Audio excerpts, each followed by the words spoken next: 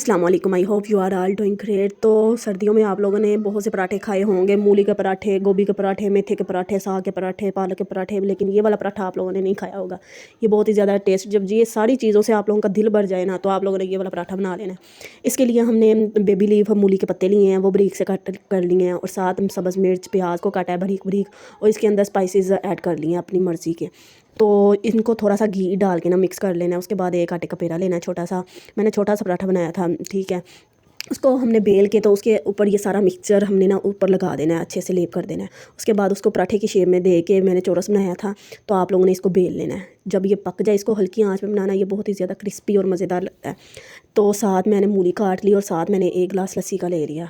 तो यकीन माने क्या ही मज़ा आ गया मुझे ये पराठे का ना। उसके बाद मैंने इसे दही के साथ भी टेस्ट किया था, दही के साथ भी इसका जायका लाजवाब था।